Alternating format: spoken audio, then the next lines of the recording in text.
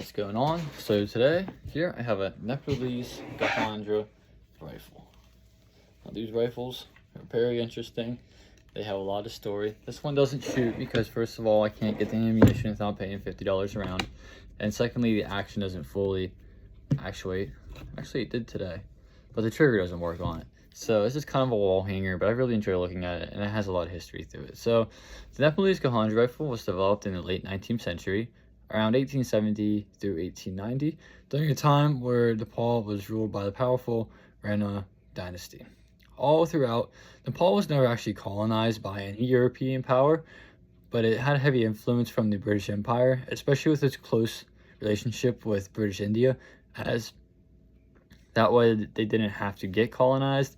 They were just dealing with the colonizers, and they weren't going to get colonized by trading with them. The rifle was named after General Gahendra Sushma Rana, a member of the ruling family who was interested in modern military technology. As he's seen, Nepal did not have a modern military to defend itself ever if it was going to get colonized and they'd have to fight back. He wanted Nepal to have a modern firearm capable to European weapons. At the time, most European countries had breech-loading rifles or single-shot rifles. They shot a big black powder round, but it was a cartridge. And it was especially the British Martini Henry, which is definitely one of my favorite rifles throughout history because of the movie Zulu, which was one of the most advanced rifles of its time. I mean, as you can see, compared to 30, 20 years ago, you had to put a percussion cap in and use a ramrod like I've showed in the other videos. All I have to do is open this up, and then you would insert a round into the chamber right here. The Gahendra was modeled after the Martini Henry rifle, but it was simplified. Actual Martini Henrys are expensive. They're about $1,000, which isn't too expensive when you're talking about guns, but for me, being a broke teenager, that's pretty expensive. Nepal did not have a large-scale factory, or any large-scale factories to say, like those in Europe, because in Nepal, they weren't really in the industrial age yet. So rifles were produced using hand tools and basic machinery and local workshops, which makes this, makes many of these rifles unique. Like, each rifle's different. It was made by its own gunsmith. Skilled Nepalese craftsmen made each rifle by hand, like I just said, and none of these two Gahendras are exactly the same, which makes parts hard to get, and you usually have to have some type of skill with metals and wood to get parts to fit on these. Some were well made while others were rough and unreliable. Like I said, I never shot this one, and it's old because they put them in a castle in Kathmandu for like 100 years before they got imported to the US. So these rifles were intended for the Nepal's army, but none of them ever saw combat because they really weren't shooting people at that time. Nepal was relatively isolated and did not fight in many large-scale wars during this period. Instead, it became more of like a symbol of modern nation and independence, like a Gahendra rifle did. Because at the time, Nepal was just kind of getting into their industrial age, their industrial era, and they really wanted to look like hey, my military might be small, but we got the firepower to put down the law. And Nepal could produce its own military weapons without relying on foreign powers. Well, I mean, they kind of stole the pattern from the British, but for decades, thousands of these rifles were stored in rural arsenals and just forgotten about.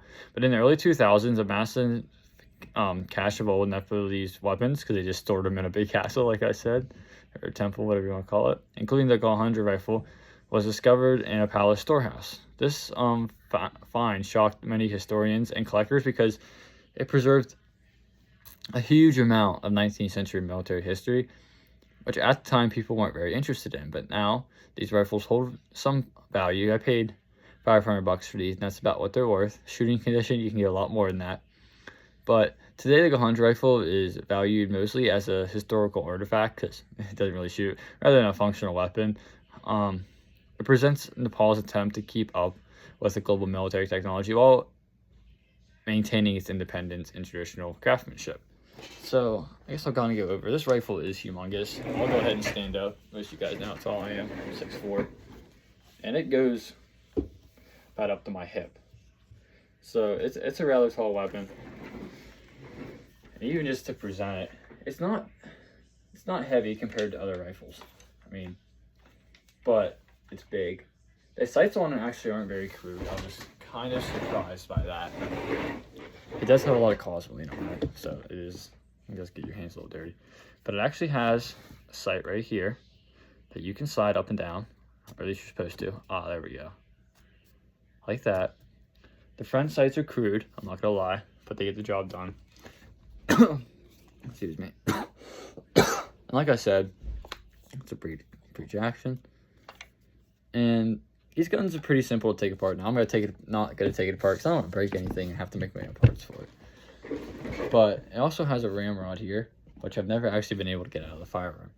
Now I did have a gunsmith look at it just for fun. We just kind of were looking at it, and I think I'm definitely gonna take it apart in the future when I have the machinery to fix it. And I'm not trying to destroy any of the original value to it. I'm not gonna re-blue it or anything, but I'm gonna fix this huge hunk took out of the stock here and make the wood nice-ish and get it in shooting condition.